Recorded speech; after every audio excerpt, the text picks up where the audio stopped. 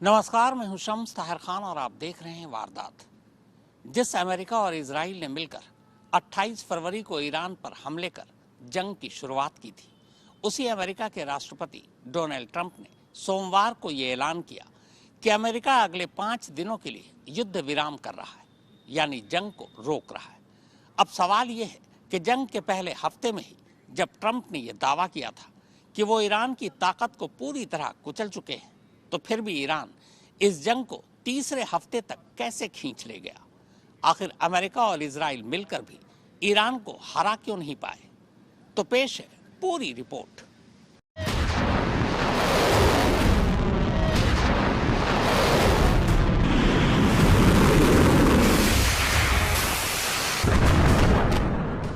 जंग तीसरे हफ्ते में दाखिल हो चुकी है।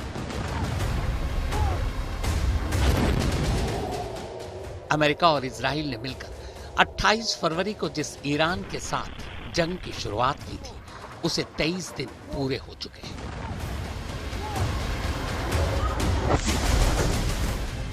पूरी दुनिया हैरान है कि आखिर ईरान इस जंग को इतनी लंबी कैसे खींच ले गया।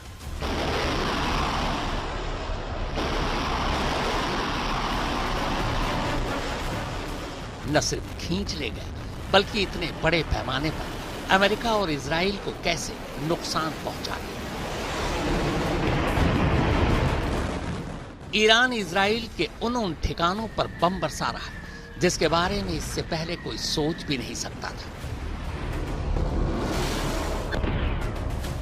अमेरिका के सबसे अजूबे F-35 फाइटर जेट से लेकर F-15 तक को गिरा देने वाला ईरान अपनी सरहद से 4000 किलोमीटर दूर हिंद महासागर के बीचों बीच डिएगो गार्सिया पर मौजूद अमेरिका और ब्रिटेन के संयुक्त हवाई अड्डे पर बैलिस्टिक मिसाइल से हमले कर वैसे ही दुनिया को चौंका चुका है। यह सब ईरान कैसे कर रहा है? किस तरह वो अमेरिका और इजराइल से लोहा ले रहा है? कैसे उसके मिसाइल हर गुजरते दिन के साथ अमेरिका और इजराइल को चौंका रहे? इस पूरी कहानी को समझने से पहले जंग के छठे दिन इस जंग को लेकर डोनाल्ड ट्रंप ने क्या कहा था, पहले वो सुनिए। I once again urge the Revolutionary Guard, the Iranian military, police, to lay down your arms and receive full immunity or face certain death. It will be certain death. Won't be pretty. I call upon all Iranian patriots who yearn for freedom to seize this moment, to be brave. जिस वक्त Trump ये बोल रहे थे, तब ये जंग उनके लिए शायद एक मजा भर था। इसी मजे में वो ये धमकी दे गए कि ईरानी रिवोल्यूशनरी गार्ड, सेना और पुलिस सब हथियार डाल दें, वरना मारे जाएंगे। इस धमकी के 24 घंटे बाद ही ट्रंप एक और बयान देते हैं। ये बयान भी अहंकार से भरा हुआ था। पहले वो बयान सुनिए। Their army is gone. They're just about, look, their navy is gone. Their communications are gone. Their leaders are gone. 2 sets of their leaders are gone. They're down to their 3rd set. Their air force is wiped out entirely. Think of it. They have 32 ships. All 32 are at the bottom of the ocean. यहाँ Trump कह रहे हैं कि Iran का सब कुछ खत्म हो चुका है। उनकी नेवी खत्म, एयरफोर्स खत्म, सारे जंगी जहाज खत्म, रेडार खत्म, उनके लीडर खत्म, लीडर के उत्तराधिकारी खत्म, उसके बाद के भी ज्यादातर लीडर खत्म, और अब ईरान में कोई लीडर बनने को भी तैयार नहीं। अब हम उनसे बात करने को तैयार हैं, लेकिन बात करने वाला कोई है ही नहीं। So they hit Qatar, Saudi Arabia, UAE, Bahrain, Kuwait. Nobody expected that. We were shocked. And the other one, they fought back. तो कायदे से ट्रंप के हिसाब से ईरान की navy, air force, aircraft, radar, leadership, second leadership सब खत्म हो चुकी थी। अब ऐसे में जाहिर है ईरान से जंग का कोई मतलब ही नहीं था, क्योंकि ईरान जंग लड़ने लायक तो बचा ही नहीं था।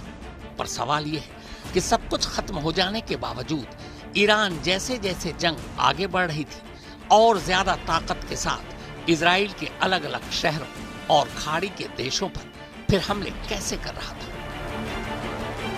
ईरान की जिस नेवी और एयरफोर्स को डोनाल्ड ट्रंप 7 मार्च को ही मुर्दा करार दे चुके थे, वही ट्रंप 10 दिन बाद ये कह रहे हैं कि ईरान पलटवार कर रहा है, खाड़ी के देशों पर हमले कर रहा है, जिसके बारे में किसी ने सोचा ही नहीं था।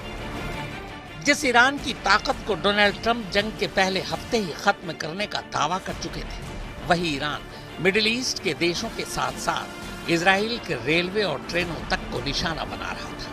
इजराइल की गैस फैसिलिटी पर हमले कर रहा था। खबर तो ये भी है कि ईरान ने इजरायली प्रधानमंत्री बेंजामिन नेतन्याहू के घर तक पर बम गिराया। इजराइल पर लगातार ईरानी मिसाइली हमलों को देखते हुए इजराइल में मौजूद अमेरिकी एम्बेसी को अमेरिकी नागरिकों के लिए एडवाइजरी तक जारी करनी पड़ी कि वो तुरंत इजराइल छोड़ दें, वो भी सड़क के रास्ते। पर जिन दो चीजों ने दुनिया समेत खुद अमेरिका को चौंका दिया, उनमें से एक था दुनिया का सबसे अजूबा फाइटर जेट, जिसे कोई रडार तक नहीं पकड़ सकता, जिसे बनाने के लिए अमेरिका ने 30 साल तक मेहनत की और जिस प्रोजेक्ट पर 400 अरब डॉलर खर्च किए और जिसे दुनिया का सबसे बेशकीमती हथियार माना गया। उस फाइटर जेट F-35 को मार गिराया। ईरान ने इस एक F-35 को गिराकर दुनिया भर के देशों को बेचैन कर दिया। जिन देशों ने ये सोचकर कि F-35 जैसा फाइटर जेट दूसरा कोई है ही नहीं, अमेरिका के साथ इसे खरीदने की डील की थी, अब वो देश इस सौदे पर दोबारा गौर करने लगे हैं। ईरान के सिर्फ एक मिसाइल ने F-35 को ढूंढकर उसे कैसे मार गिराया, इस पर खुद अमेरिका स्टडी करने को मजबूर हो गया है। ईरान के एक दूसरे हमले ने तो हर एक को चौंका कर रख दिया। किसी ने सोचा ही नहीं था कि ईरान अपनी सरहद से 4000 किलोमीटर दूर डिएगो गार्सिया में मौजूद अमेरिका और ब्रिटेन के ज्वाइंट हवाई अड्डे पर भी मिसाइल दाग सकता है। ईरान ने 2 मिसाइलें इस हवाई अड्डे पर दागी। हालांकि अमेरिका ने दावा किया है कि पहली मिसाइल हवा में ही खराब हो गई, जबकि दूसरी मिसाइल को एक अमेरिकी युद्धपोत ने रोक दिया। लेकिन ईरान के इस हमले से ये पता चलता है कि उसके बैलिस्टिक मिसाइल कितनी दूरी तक मार कर सकते हैं।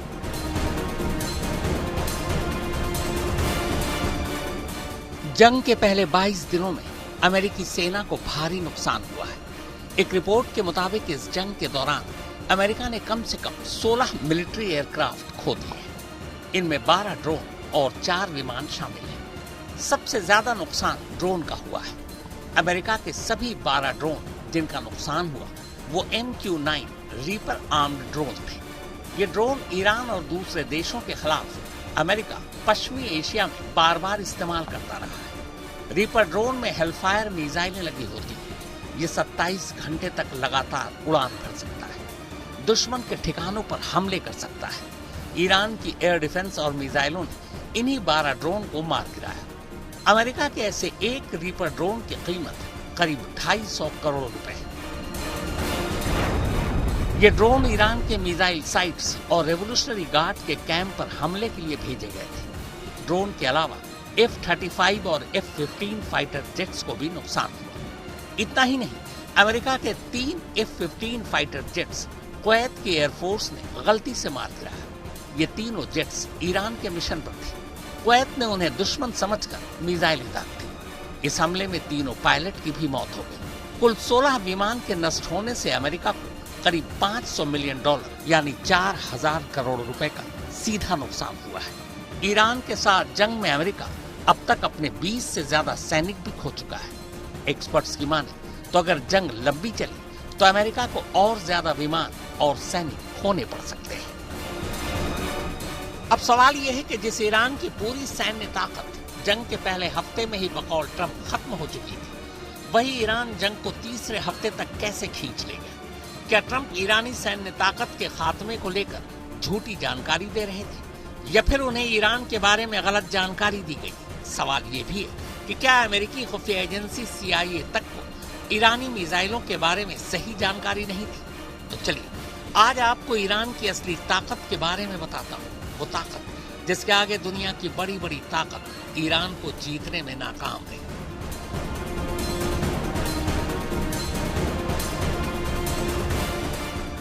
दुनिया की सबसे पुरानी सभ्यताओं में से एक है ईरान।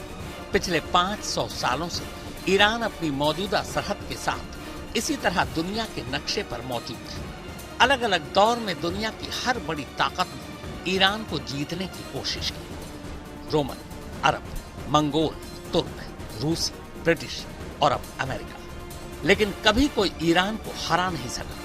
इसकी एक बड़ी वजह है ईरान की भौगोलिक स्थिति यानी लोकेशन। दरअसल ईरान 3 महाद्वीपों यानी कॉन्टिनेंट, एशिया, यूरोप और अफ्रीका के संगम इलाके में मौजूद है।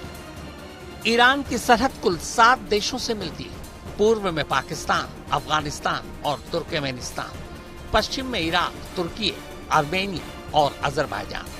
इसके अलावा ईरान 3 समुद्री इलाकों से भी जुड़ा हुआ है। उत्तर में कैस्पियन सागर और दक्षिण में फारस की खाड़ी और ओमान की खाड़ी।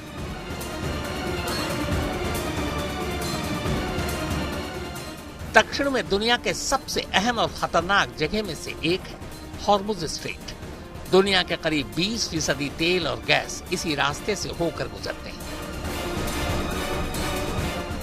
इसी हॉर्मुज स्ट्रेट के पास 3 द्वीप हैं, अबू मूसा, ग्रेटर टुम्ब और लेसर टुम्ब। इन पर 1971 से ही ईरान का कंट्रोल है। हालांकि संयुक्त अरब अमीरात यानी यूएई भी इस पर अपना दावा ठोकता है। कैस्पियन सागर में मौजूद आशुरा देह द्वीप पर भी ईरान का कंट्रोल है। ईरान की भौगोलिक बनावट ही उसे एक प्राकृतिक किले में बदल देती है। दक्षिण पश्चिम में जाग्रोस पर्वतमाला करीब 1500 किलोमीटर तक फैली हुई है, जो फारस की खाड़ी से इराक होते हुए तुर्की तक जाती है। यह पूरा पथरीला और बेहद दुश्वार इलाका पार करना बेहद मुश्किल है। यही वो इलाका है जो सदियों से ईरान को दुश्मनों से बचाता रहा। उत्तर में कैस्पियन सागर के पास मौजूद अल्बोर्स पर्वतमाला ईरान को एक्स्ट्रा सुरक्षा प्रदान करती है। यह पहाड़ सिर्फ ईरान का सुरक्षा कवच ही नहीं, बल्कि इसके पास यूरेनियम, चांदी, सोना और जस्ता जैसे बेशकीमती खनिज भी पाए जाते हैं। ईरान के पास दुनिया के सबसे बड़े जस्ता भंडारों में से एक है, जस्ता यानी जिंक।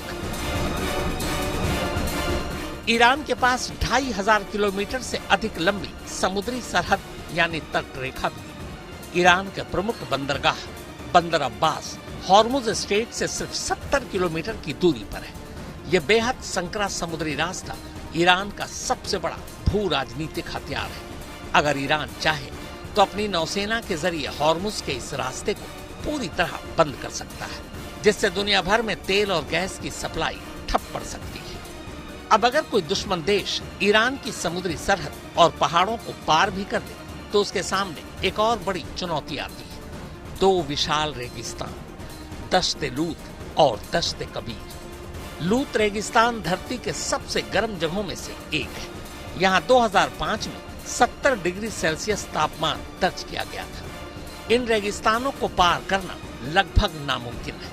बस इसी वजह से ईरान पर जमीनी हमला लगभग नामुमकिन है। यानी ईरान की भौगोलिक बनावट, उसके पहाड़, रेगिस्तान और समुद्री सरहद हमेशा उसके लिए एक ढाल का काम करते हैं। आज तक ब्यूरो। पहाड़, समंदर और रेगिस्तान को अपना ढाल बनाने के अलावा ईरान ने 1979 के बाद एक और काम किया। उसने इजराइल और अरब देशों से निपटने के लिए कई ऐसे देशों के छोटे छोटे गुटों को समर्थन देना शुरू कर दिया जो फिलिस्तीन के नाम पर इजराइल से लड़ाई लड़ रहे थे। इनमें हिजबुल्लाह, हमास और हुती जैसे कई संगठन शामिल थे। 1979 के इस्लामिक क्रांति और 80 से 88 तक चले ईरान इराक युद्ध के बाद ईरान ये समझ गया था कि उसके सबसे बड़े दुश्मन इजराइल के बीच कई ऐसे अरब देश भी हैं जो ईरान के कट्टर विरोधी हैं। इसीलिए ईरान को एक ऐसा रास्ता ढूंढना था जिससे वो दूर रहकर भी इजराइल पर दबाव बनाए रख सके। इसके साथ ही उन अरब देशों के अंदर भी अपना असर बढ़ा सके। यहीं से ईरान ने उन गुटों को सपोर्ट करना शुरू कर दिया जो इजराइल के खिलाफ खड़े थे या यहूदी ज़ायोनी आंदोलनों का विरोध कर रहे थे। इन गुटों में फिलिस्तीन का हमास, लिबनान का हिजबुल्लाह, सीरिया की फोतोमियून ब्रिगेड, इराक का बद्र गुट और यमन के हूती शामिल हैं। इस पूरे नेटवर्क को एक्सेस ऑफ रेजिस्टेंस के नाम से जाना जाता है। इसी नेटवर्क के जरिए ईरान इजराइल और अरब देशों पर दबाव बनाता है ताकि वो ईरान के खिलाफ कोई कदम उठाने से पहले कई बार सोचे। मसलन जब इजराइल गाजा पर बमबारी करता है तो हिजबुल्लाह लेबनान से मिसाइल दागता है, जबकि यमन के हूती लाल सागर में इजरायली और अमेरिकी जहाजों को ड्रोन से निशाना बनाते हैं। ईरान इन गुटों को अपने देश में बने बेहतरीन ड्रोन और मिसाइलें मुहैया कराता है। यही चीजें ईरान को खतरनाक बना देती है। 2025 के जून में 12 दिनों का ईरान इजराइल वॉर इसका सबूत है।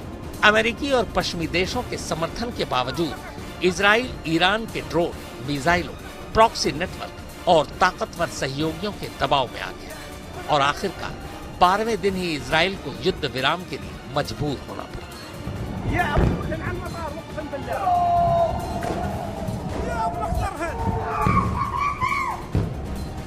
ईरान की इसी भौगोलिक स्थिति, चालाक प्रॉक्सी रणनीति और एडवांस ड्रोन टेक्नोलॉजी ने उसे मिडिल ईस्ट का एक बेहद ताकतवर देश बना दिया है। उसके न्यूक्लियर प्रोग्राम और बैलिस्टिक मिसाइल पश्चिमी देशों को सीधा हमला करने से पहले सोचने पर मजबूर करती है। ऊपर से रूस और चीन का सपोर्ट ईरान को और भी मजबूत बनाता है।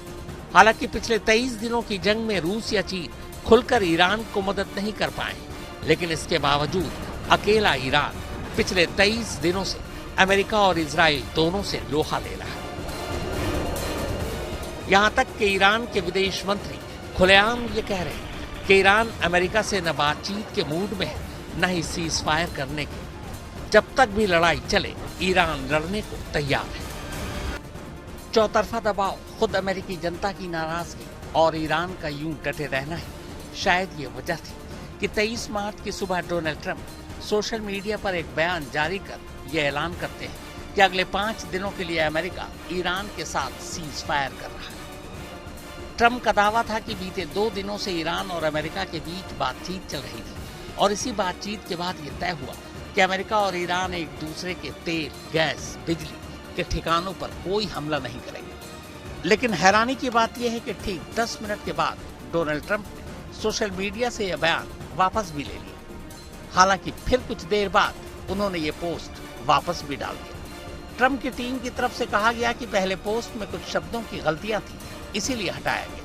यह रही ट्रंप की पूरी पोस्ट। मैं ये बताते हुए खुश हूं कि पिछले 2 दिनों में ईरान और अमेरिका के बीच मध्य पूर्व में चल रही जंग को खत्म करने को लेकर बहुत सकारात्मक बातचीत हुई। इस बातचीत की गहराई, लहजे और बारीकियों के मद्देनजर, जो कि अभी हफ्ते भर तक चलती रहेगी, मैंने डिपार्टमेंट ऑफ वॉर को ये निर्देश दिए हैं कि ईरान के पावर प्लांट और ऊर्जा ठिकानों पर किए जाने वाले संभावित हमलों को अगले 5 दिनों के लिए पूरी तरह स्थगित कर दें। हालांकि ये मौजूदा चर्चाओं और बातचीत की कामयाबी पर निर्भर करेगी। इस विषय पर ध्यान देने के लिए शुक्रिया। हालांकि उधर जैसे ही ट्रंप का पोस्ट सामने आया, उस पर ईरानी सरकार ने भी अपनी प्रतिक्रिया दी। ईरानी सरकार ने कहा कि हमारी ट्रंप से कोई बातचीत नहीं चल रही। ईरान की सरकारी मीडिया फारस न्यूज एजेंसी ने जानकारी दी है कि दोनों पक्षों में कोई बातचीत नहीं हुई। ईरान ने यहाँ तक कह दिया कि हमने किसी मध्यस्थ के जरिए भी अमेरिका से कोई बात नहीं की है। ईरान का कहना है कि ये फैसला ईरान की कड़ी चेतावनी के बाद दिया गया है और इसीलिए अमेरिका पीछे हट गया है। इस सिलसिले में ईरानी रेवोल्यूशनरी गार्ड ने एक पोस्ट भी जारी किया। हालांकि कुछ अमेरिकी मीडिया के हवाले से ये खबर आ रही है कि ट्रंप के साथ बातचीत में ईरान के विदेश मंत्री अब्बास अराक्ची भी मौजूद थे। आज तक ब्यूरो। तो वारदात में फिलहाल इतना ही, मगर देश और दुनिया की बाकी खबरों के लिए आप देखते रहिए आज तक।